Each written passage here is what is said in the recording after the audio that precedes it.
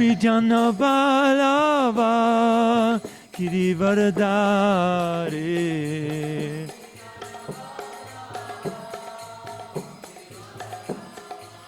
Gopijana Balava Girivardhari.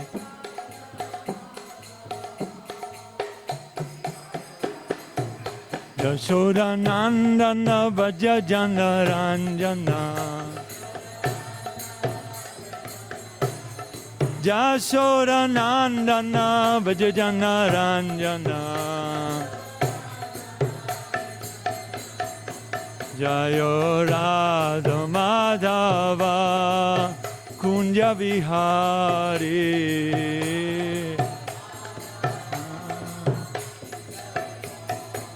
Jayo Radha Madhava Kunja Vihari.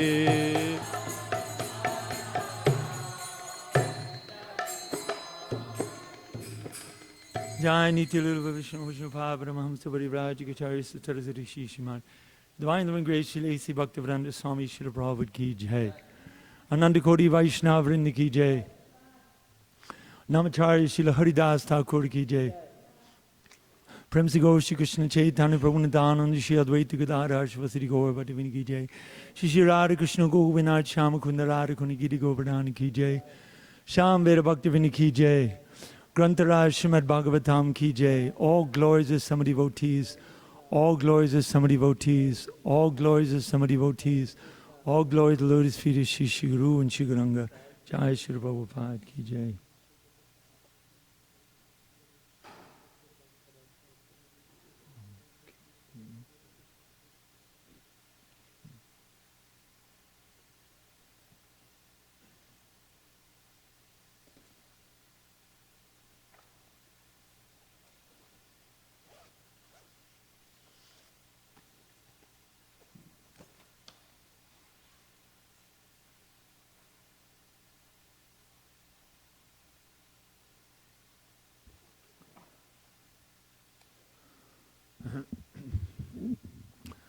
Om Namo Bhagavate Vasudevaya.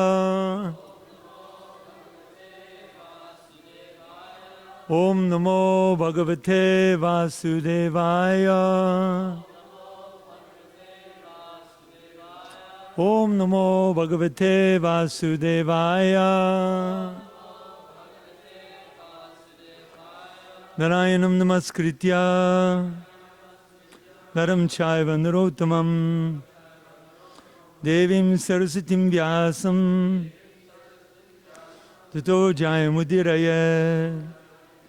Before reciting the Srimad Bhagavatam, which is our very means of conquest, one should first offer respectful obeisances unto the personality of Godhead Narayan, unto Narayan Rishi, the supermost human being, Mother Saraswati, the goddess of learning, Srila Vyasadeva, the author, Srila Prabhupada, the translator, commentator, and our dearmost spiritual master. Nasta prayashu bhadreshu nityam bhagavata sevaya bhagavati uttama shloke bhaktir bhavadina ishtiki.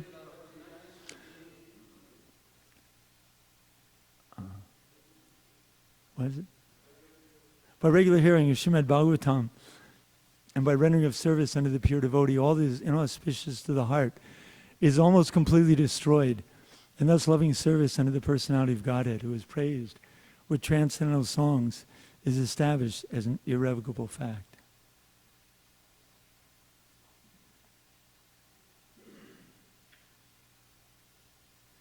Continuing with Srimad Bhagavatam, and we're on Canto 10, Chapter 1, text number 16.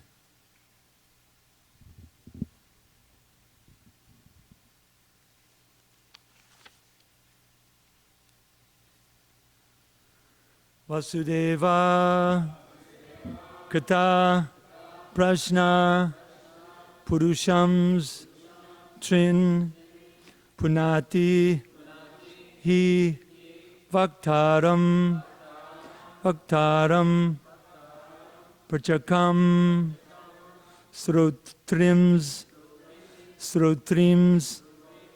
tat pada shalilam jata vasudeva kata prashna purusham strin punatihi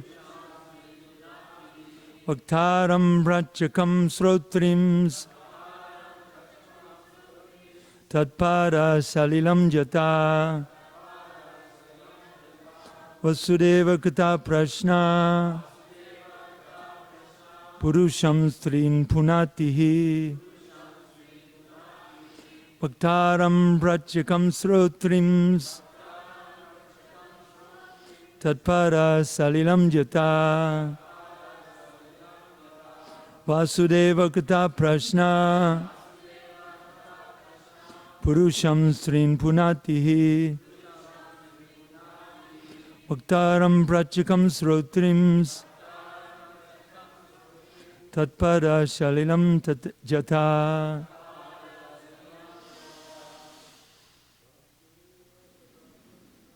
Vasudeva kata prasna purusham strin punatihi vaktaram brachakam srotrims tatpada salilam jata. Vasudeva kata prasna purusham strin punatihi vaktaram brachakam srotrims tatpada salilam jata. Vasudeva kata prasna purusham strin punatihi vaktaram brachakam srotrims tatpada salilam jata. Vasudeva kata prashna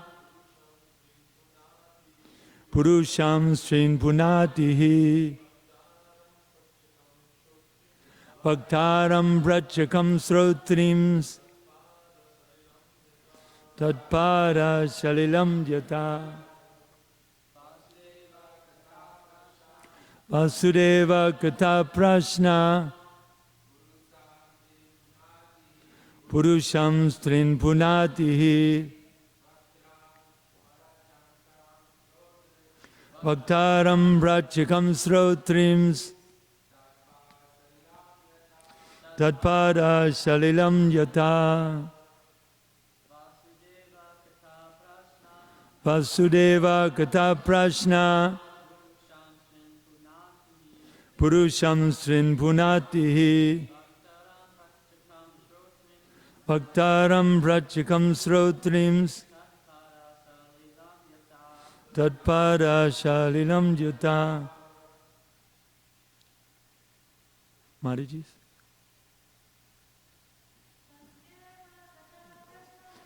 Vasudeva kata prashna purusham strin punatihi vaktaram brachakam srotrims tatpada salilam jata. Vasudeva kata prashna purusham strin punatihi vaktaram brachakam srotrims tatpada salilam jata. Vasudeva kata prashna.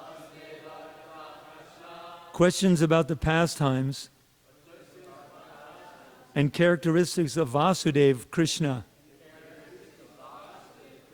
Purushan, persons. Trin, three. Punati, purify. He, indeed. Vaktaram, the speaker, such as Shukadeva Goswami. Prachakam, and an inquisitive hearer like Maharaj Parikshit. Srotrin, and between them, the listeners hearing about the topics. Tat pada shalilam yata, exactly as the entire world is purified by the Ganges water emanating from the toe of Lord Vishnu.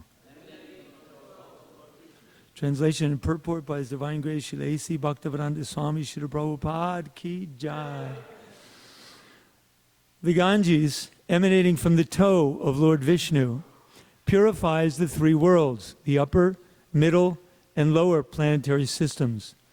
Similarly, when one asks questions about the pastimes and characteristics of Lord Vasudeva, Krishna, three varieties of men are purified: the speaker or preacher, he who inquires, and the people in general who listen. Please repeat. The Ganges emanating from the toe of Lord Vishnu purifies the three worlds, the upper, middle, and lower planetary systems. Similarly, when one asks questions about the pastimes and characteristics of Lord Vasudeva, Krishna, three varieties of men are purified: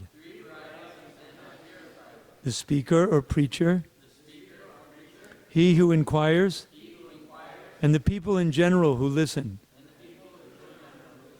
Srila Prabhupada's purport. It is said, Tasmad Gurum Prapadyeta Jigyasu Sre Uttamam.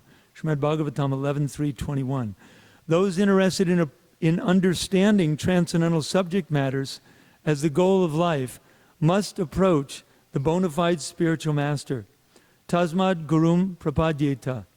One must surrender to such a guru who can give right information about Krishna.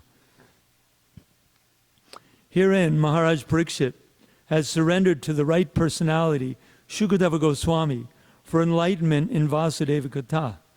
Vasudeva is the original personality of Godhead who has unlimited spiritual activities. Srimad Bhagavatam is a record of such activities. And Bhagavad Gita is a record of Vasudeva speaking personally.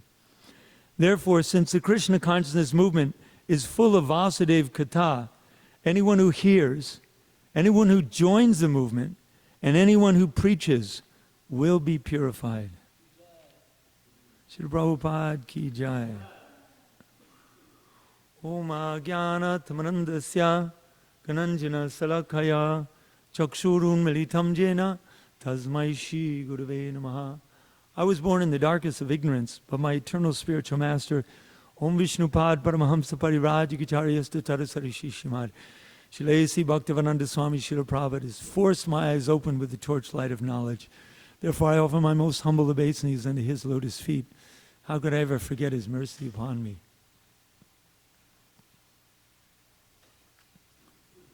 Vasudeva Katha Prashna Purusham Strin Punatihi Bhaktaram Prachakam Shrotrims Tatpara Shalilam Jata. The Ganges, emanating from the toe of Lord Vishnu, purifies the three worlds, the upper, middle, and lower planetary systems. Similarly, when one asks questions about the pastimes and characteristics of Lord Vasudeva, Krishna, three varieties of men are purified: the speaker or preacher, he who inquires, and the people in general who listen. So now we're up to the 10th canto, and everything up to here is preparing us for the 10th canto, culminating in the supermost activity with Krishna's supermost devotees, the gopis in the Maharasa dance. So to prepare us for such unalloyed and elevated devotion, Srimad Bhagavatam takes us through all the different categories and explanations so we can understand the Supreme Personality of Godhead in proper context. And by understanding, hearing about Krishna through the activities of His material energy, to begin with, how He creates, maintains, destroys the universe, and His pastimes with different devotees life on other planets. So many descriptions are there given in Srimad Bhagavatam. We can gain a, shall we say, scientific understanding of who the personality of Godhead is. Otherwise, as Srila Prabhupada has often said, that religion without philosophy is simply sentimentalism, and it doesn't give anyone any real concrete idea of who God is. So to understand who God is and understand that God is the source of everything and we are all part and parcel of God, therefore we have to understand categorically who God is. That's simply base logic. If we don't understand who God is, how he acts in so many different ways, how although he has created and expanded this whole material universal situation and has become the universe, still everything is not God, and God keeps his separate spiritual existence. So this, throughout Bhagavatam, we get an insight which sheds some light on the first comment Srila Prabhupada is making in his purport about how those interested in transcendental subject matters as a goal of life must approach a spiritual master. And so this, because this understanding is the essential point of human life, therefore how this is accomplished is very, very important. And therefore we must, here it's said that one of the qualifications of Maharaj Parikshit, as Shukadeva Goswami has said, is because he is hearing with rapt attention.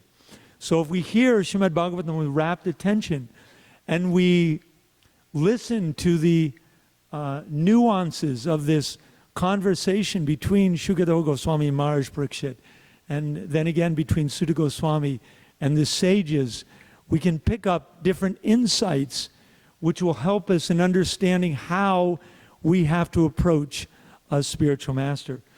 Even in the previous verse here, Shukadeva Goswami said, "O your Majesty, best of all saintly kings, because you are greatly attracted to the topics of Vasudeva, it is certain that your intelligence is firmly fixed in spiritual understanding, which is the only true goal for humanity.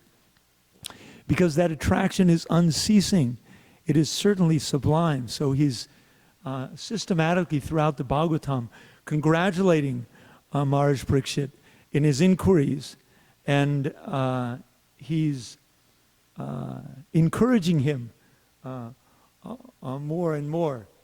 And on the other hand, Maharaj Parikshit is inquiring in a very submissive manner. This is the real qualification of these ancient kings, and why this situation of having a Rajarshi in charge of the planet and ruling is considered the best kind of government, because when that and the specific qualification of a Rajarshi or a saintly king, and we can see throughout the Bhagavatams, there's so many examples of these kings, warriors who are unbelievably powerful, who, when we consider the most powerful person that might be on the planet today, there's just no comparison. These Raja Rishis, many of them had mystic powers as well. They were Maharatis. They could fight individually with many thousands of men. But their real power, and the real power that we can glean from an epic like Mahabharata, when we read about, and of course throughout the Bhagavatam also, when we read about these pastimes between these great devotees and other devotees, these great saintly kings, we see how their main quality and their main emphasis, their main mindset is based on the quality of virtue.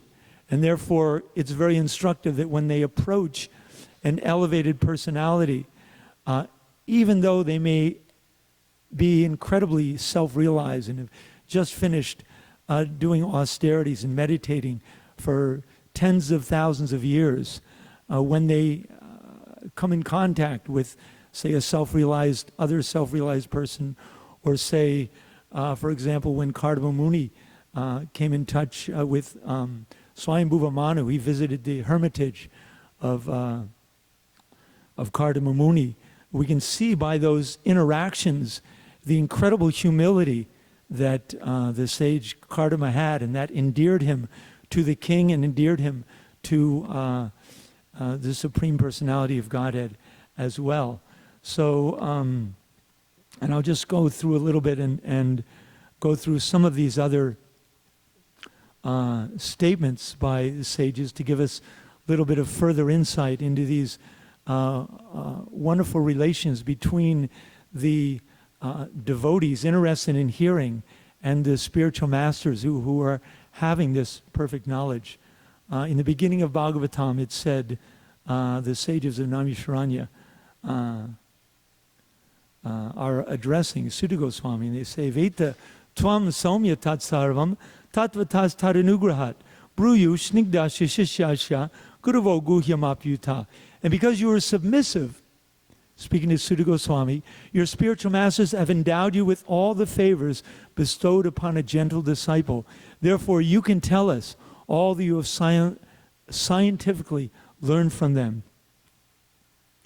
And then Maharaj Parikshit further on is inquiring from Shukadeva Goswami. He says, you are the spiritual master of great saints and devotees. I am therefore begging you to show the way of perfection for all persons, and especially for one who is about to die. Please let me know what a man should hear, chant, remember, and worship, and also what he should not do. Please explain this all to me. Shukadeva Goswami replied, my dear king, your question is glorious, because it is beneficial, very beneficial to all kinds of people. This is similar to what we've just read in the text today. The answer to this question is the prime subject matter for hearing. The answer to this question is the prime subject matter for hearing, and it is approved by all transcendentalists. That very Srimad Bhagavatam I shall recite before you because you are the most sincere devotee of Lord Krishna, one who gives full attention and respect to hearing Srimad Bhagavatam achieves unflinching faith in the Supreme Lord, the giver of salvation. So this is the incredible benefit throughout Srimad Bhagavatam. It talks about all the different benedictions one gets from hearing Srimad Bhagavatam. In the second chapter of first canto also it's mentioned that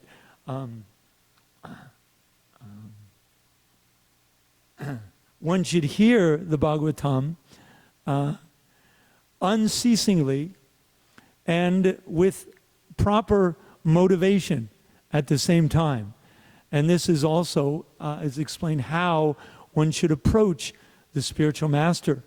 One shouldn't approach him, Srila Prabhupada says, just like a ritualistic type of things, just like one may keep a pet dog in one's house.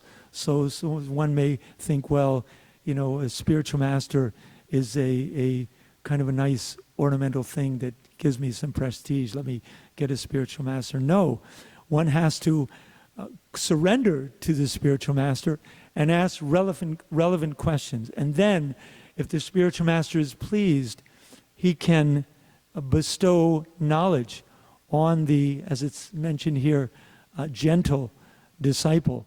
Srila Prabhupada actually mentions in a class I just heard how one who is not surrendered to the spiritual master, he actually is not qualified to even ask a question. And we see that many times. People would ask Srila Prabhupada questions, even reporters and different people that were, very, very challenging, unsubmissive. They're not a disciple, and they're asking these questions almost like demanding that Srila Prabhupada must answer them. And Srila Prabhupada many times would give an answer which would indicate the lack of qualification on the person asking the question. So this process of obtaining knowledge from a self-realized spiritual master is really important, and the most important aspect to that is that we are able to get perfect knowledge. So this perfect knowledge is the real point of approaching a spiritual master in the first place. And it's the most important aspect of us advancing in Krishna consciousness. I'll read from the 13th chapter the different qualities of one who is or rather the symptoms of knowledge. These are the different qualities: humility, pridelessness, nonviolence, tolerance, simplicity. Approaching a bona fide spiritual master: cleanliness, steadiness, self-control, renunciation of the objects of sense gratification, absence of false ego, the perception of the evil of birth, death, old age, and disease, detachment, freedom from entanglement with children, wife, home, and the rest, even-mindedness among pleasant and unpleasant events, constant and unalloyed devotion to me, aspiring to live in a solitary place, detachment from the general mass of people, accepting the importance of self-realization and philosophical search for the absolute truth. All these I declare, says Krishna, to be knowledge, and besides this, whatever there may be, is ignorance. So the first quality in all this, amaditvam, is humility. Humility. And the second quality is adambidvam, pridelessness. And this humility, as we know, is the most important quality in advancing in Krishna consciousness. And it's mentioned by Lord Chaitanya in his Shishastika.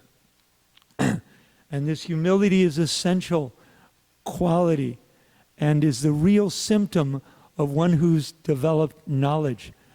And the opposite of this is pride. One who is very prideful, that's the symptom that he does not have perfect knowledge.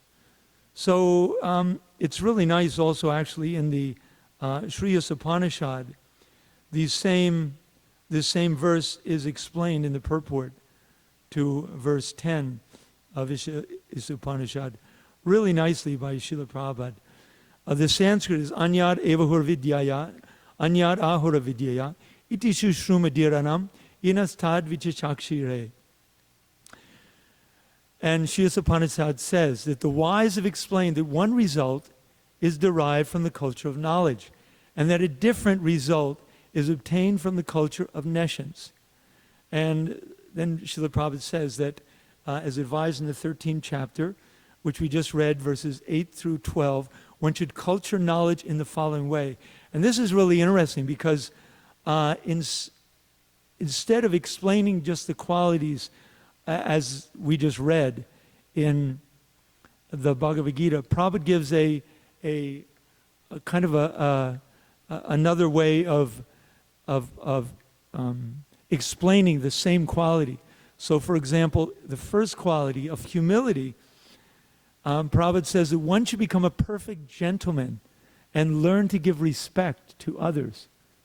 This is the quality of humility. And so Krishna mentions that, actually it mentions in this verse, actually later on in the purport, Srila Prabhupada mentions at the end of all these qualities that one can take these things as a test to see how much he is advancing in spiritual life. The second quality is that one should not pose himself as a religionist simply for name and fame. This is false pride. One who poses himself as a religionist just for name and fame. So that's the second quality. The third, one should not become a source of anxiety for others by actions of his body, by the thoughts of his mind, or by his words. That's ahimsa. That's nonviolence. Isn't that interesting? Prabhupada's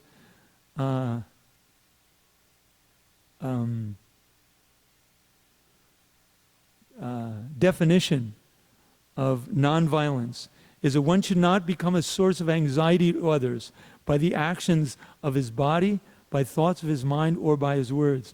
The next one is one should learn forbearance even in the face of provocation from others, tolerance. The next one is one should learn to avoid duplicity in his dealings with others. That's simplicity.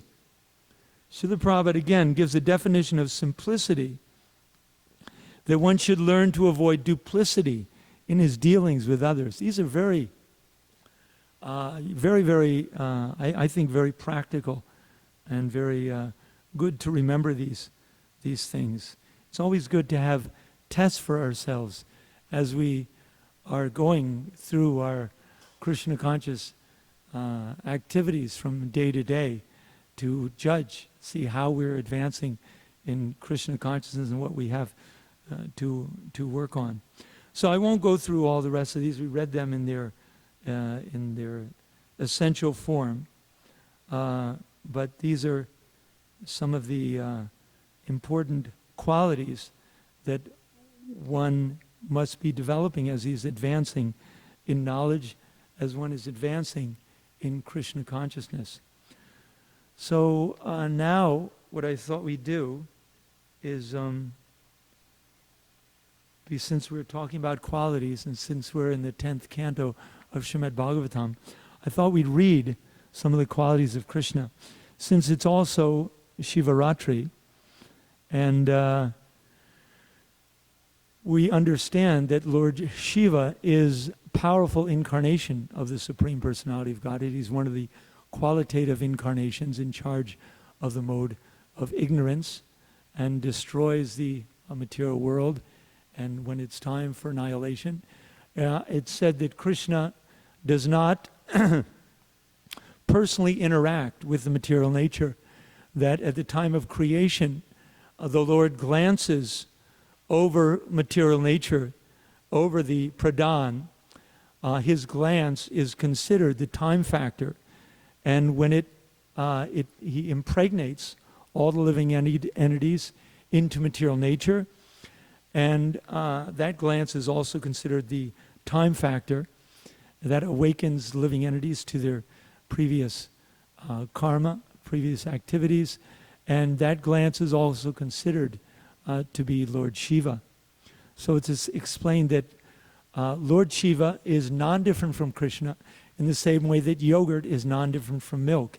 It can be said that yogurt is nothing but milk. At the same time, it is different. It acts very differently than milk. You can't exchange one for the other. So Lord Shiva Krishna is considered milk, Lord Shiva like yogurt.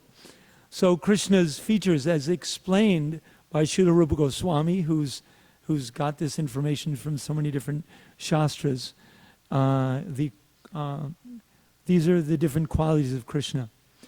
First of all, beautiful features of the entire body. 2, marked with all auspicious characteristics. 3, extremely pleasing. 4, effulgent. 5, strong, ever youthful, wonderful linguist, truthful. 9, talks pleasingly. 10, fluent. 11, highly learned. 12, highly intelligent. 13, a genius. 14, artistic. 15, extremely clever. 16, expert. 17, grateful. 18, fully determined. 19, an expert judge of time and circumstances. 20, sees and speaks on the authority of Vedas or scriptures. 21, pure. 22, self-controlled. 23, steadfast. 24, forbearing. 25, forgiving.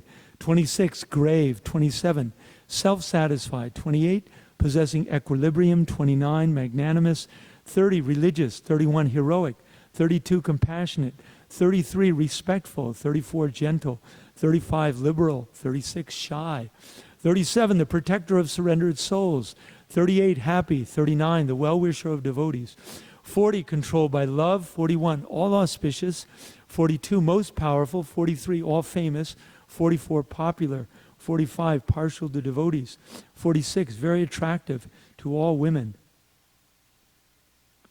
Oops. Sorry, lost it there. 46, attractive to all women. 47, all worshipable. 48, all opulent. 49, all honorable. 50, the supreme controller. So Krishna has these 50 transcendental qualities in fullness as deep as the ocean. In other words, the extent of his qualities is inconceivable. And then besides these 50 qualities, Lord Krishna possesses 5 more, and these 5 are sometimes partially manifest in Lord Brahma and Lord Shiva. And these transcendental qualities are 51, changeless, 52, all cognizant, 53, ever fresh, 54, Sakchidananda, possessing an eternal blissful body, 55, possessing all mystic perfections. And Krishna also possesses 5 other qualities which are manifest in the body of Narayan. Not Lord Shiva or Brahma has these qualities. 56, he has inconceivable potency. 57, uncountable universes generate from his body. 58, he is the original source of incarnations. 59, he is a giver of salvation to the enemies whom he kills. And 60, he's a tractor of liberated souls. And besides these 60 transcendental qualities, Krishna has 4 more, which are only manifest in Krishna's form, neither Narayan or Shiva or Brahma. And 61, he's a performer of wonderful varieties of pastimes, especially his childhood pastimes. He's surrounded by devotees endowed with wonderful love of Godhead. 63, he can attract all living entities all over the universes by playing on his flute. 64, he has a wonderful excellence of beauty which cannot be rivaled by anywhere in the creation. So it's a little bit late now, it's 6:20, but I wanted to just very briefly read the story of Lord Shiva and how he became the Gopishwar Mahadev. And I got this from the internet, and there may be different varieties of this story, so I hope this is pretty accurate. So it says that Lord Shiva was meditating on Mount Kailash, and he heard the sweet vibration of Krishna playing his flute. Mesmerized, he entered Samadhi. He followed that transcendental sound until he came to Vrindavan, where Lord Gopinath was getting ready to start the Maharas dance with his gopis. Desiring intensely to join the Maharas, when he came to the entrance of the Rasa Stali, he was stopped by Yoga Maya, who told him, no males except Krishna are allowed to enter. First, you must have a gopi rupa, the form of a Raj milkmaid, a gopi. Only then can you enter. Lord Shiva asks, how can I get a gopi rupa? Yogamaya replied, seek the shelter of Vrindadevi. She will grant you the form of a gopi. Vrindadevi asked Lord Shiva to take a dip in the waters of Manu Sarova in Vrindavan. After bathing there, Lord Shiva emerged from the lake with the beautiful form of a gopi. Vrindadevi then took Lord Shiva in her gopi form to one corner of the Rasa Stali. Lord Shiva stood there and prayed to Shri Radha Krishna for getting prema bhakti. Then the Rasa dance started. Lord Krishna danced with all the gopis. He also danced very elegantly with Lord Shiva, disguised as a gopi. Then after some time, when they rested, the Lord said, I'm not getting the usual pleasure from our rasa. Something's not right. I think there's another man in our midst. Then he asked Lalita Devi to check all the gopis and make sure no man was lurking amongst them. dressed as one of them. Lalita Devi went around and lifted the veils of all the hundreds of gopis. But she couldn't find any man dressed, disguised as a woman. She came and reported to Krishna, "I have not found any man, but there is one gopi with 3 eyes." She said, puzzled. Lord Krishna asked her to bring her to him. When the Lord saw the Shiva gopi, he laughed heartily and addressed him, "O Gopishwara, I am very pleased to see you in the form of a gopi. But you know that this rasa is not for grahastas. Therefore, since you have already participated and fulfilled your desire, now I offer you the post of Rasa Dvarapala, gatekeeper of the rasa. I also give you the blessing that henceforth all the gopis will offer respect to you and seek your blessings to get gopi bhav." This pastime is described in the Garga Samhita. Jai Lord Shiva Shri Maheshwara Gopishwara Ki Jai. And there's a wonderful temple of Mahadev in Vrindavan, Gopishwar. It's actually the first temple, considered the first temple in Vrindavan.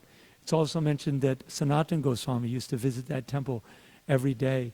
And in his old age, he had a dream, and Mahadev came to him and said, "Now you're, very aged. You don't have to come to my temple every day." And Sanatana Goswami said, "No, this is my habit of doing this. I won't change." So then Lord Shiva actually moved halfway between Sanatana Goswami and where the Gopishwar temple was to give him his, make it easier for him to see him. So it's 25 after 8. If there's maybe one short question we can ask. Otherwise, all glories to Grantaraj Srimad Bhagavatam Ki Jai. Jai Lord Shiva Mahadev Gopishwar Ki Jai.